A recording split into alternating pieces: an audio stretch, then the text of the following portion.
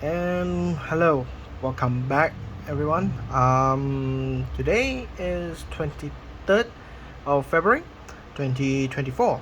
In Japan is Emperor's Day. It's a public holiday in Japan. Well, being a Japanese numismatic fanatic collector, I probably would know most of the public holidays in Japan rather than my own country. But anyway, today is the second last day of Lunar New Year. Tomorrow will be the last day of the Lunar New Year celebration, which is the enclosing for a so-called the Chinese Valentine's Day version, and also a final reunion with family members for the gathering before we move on the normal cycle of the year until next year. Anyway, yesterday I was supposed to log in my record. I just received my mail, but I didn't have the time. I was I was very sick actually. I still have migraine and headaches and so forth. So not feeling very well. Especially yesterday, I'm totally flat out. I was off from work, and I was just totally too unable to get up from bed to work due to sickness. But yeah, I have diarrhea also, and a very nasty cough, dry cough, and plenty of headaches. Which, because from my dry cough, if I cough very often, I will have major headaches. Anyway, yesterday I received my so-called purchase from eBay. Hearing a lot of reviews from other collectors, uh, as how do I say this? Sometimes you got to buy something from online bidding, especially like a good resource like eBay. eBay is a very good example where you can get most of your collection that you don't have, and then to fill up those gaps. Some of them may be pricey. Some of them, if you're lucky, you get a very cheap one. Depends. It's all depends. It's very dependable on the condition. I see some of the banknotes that's being purchased fluctuates very differently. Some during the peak season of like Christmas holidays, a lot of prices went up because a lot of people are quite free to browse through the eBay's inventory and snap for biddings and so forth. So a lot of people have a lot of money capacity to bid. Well, else on the busy day or normal weekdays, you might find that the bidding is a bit slow because most of the people are preoccupied with work. I, for one, for a good example, I miss a lot of the biddings because I have to work. So I miss a lot of the opportunity bidding. But that's where you can get very cheap actually, below the market price. So one of the collection that I bought from online, one of my very first from United States, directly from United States. I got it from a state called Pennsylvania. Yeah, I got it from Pennsylvania. So delivered all the way to Southeast Asia, and then came to Singapore, then jumped from Singapore to the neighboring country of Singapore, if you know where that is. So the note that I bought and I won the bid was this one. Just one. Simple. Clear cut. One of my few experiments that I was thinking of buying something from United States and see whether it is okay. This is about uncirculated condition, a $1 silver certificate. This is one of the series that I couldn't find in my local dealers, so I have to find it from outside of my country. So this one, again, it has 10% import duty tax I have to pay. So I paid because I bid about $48, so I had to pay $4.80 as extra for 10% deposit, excluding mail. Mail pack shipping cost is actually very cheap. It just cost me about, if I'm not mistaken, let me see, how much was it? About $4 US. That's about 20 ringgit. So pretty much it's very reasonable price for a single parcel delivery. This one's particularly I can't get it because this is series 1935. 1935, the quantity numbers accordingly I would say is quite limited, and according to the general issue of World Paper Money Standard Book says it priced in quite high, about it's about $100 I got it about for about $48. For its condition, it should be roughly around $200 to $300. So it was quite a catch. So if you're lucky enough in bidding, you bid during the time when the auction deadline is on the weekdays, mostly you could get it.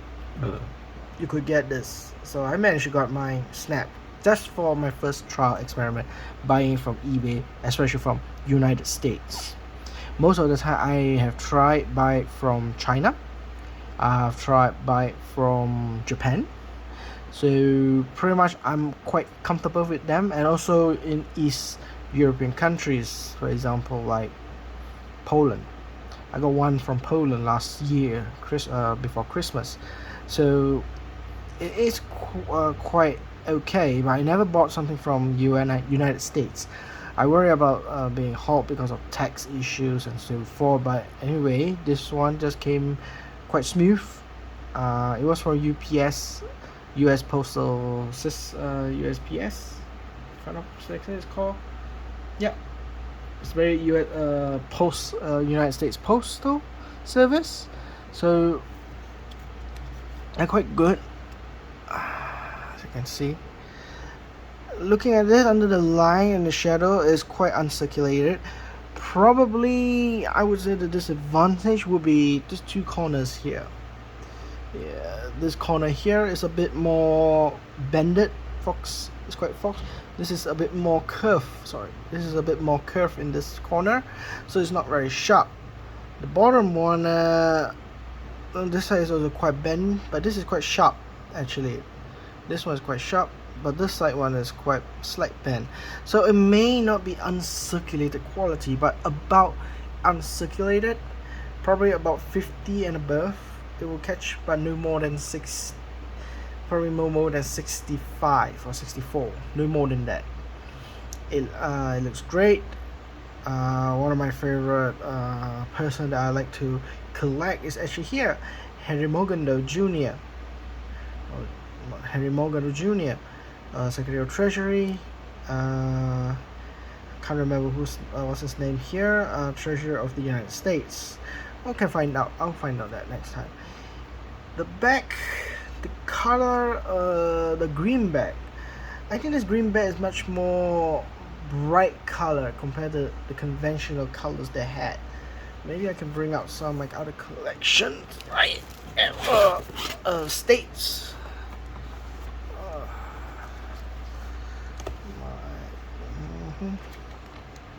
Yeah. Comparing to other currencies around, as you can see, the green is much bright in color, kind of unusual for me. At that first thought, I thought it was counterfeit or what, but they went through probably trial color also, or all the notes has been bleached. Who knows? It could be, but basically I see it is quite good in condition. Quite good in condition compared to the other notes that I have in my other collections here. So yeah, probably it would be great. So this will be my so-called collection. Find one of my most great piece of one silver dollar. I'm intentionally gonna start collecting. The first one will be the silver note certificate. I've heard a lot of the ones. Actually, they have varieties of one. That makes me very eager to collect them. Those $1 silver. Of course, there are some $1 silver that are quite expensive, like 1928 B, C, D, and E series, if I'm not mistaken. one of those series that have E. Those are very expensive. Those fetch up to 200 300 US dollar for fine condition. Of course, the reason it's so expensive is because they are limited. The issuance of the quantity at that time is limited, including this one.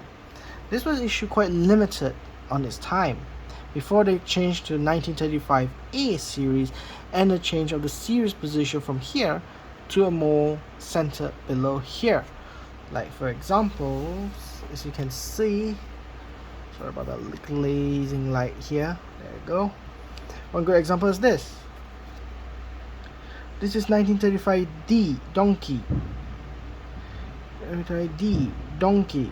So as you can see, the first series they put it on the side because before they changed to a smaller size, the bigger notes of the one silver certificate, most of them they carry their series on the top left and the bottom right. When they started producing a smaller note, they decided to minimize it, just printing a larger font size at the bottom of the seal. So from here they converted here, and here will be actually nothing, empty. So that's the only note I got today, and that is all I can say for today. It's a very short clip. Probably I will do the next clip in continue my archive of the Eastern European side. Sorry, after the European side, I'm doing the Western Europe side of my banknotes for my archive catalog. So after watching this, just stay tuned, or for me for a couple of minutes I will start playing my record video for the archive series for the West Europe. Thank you.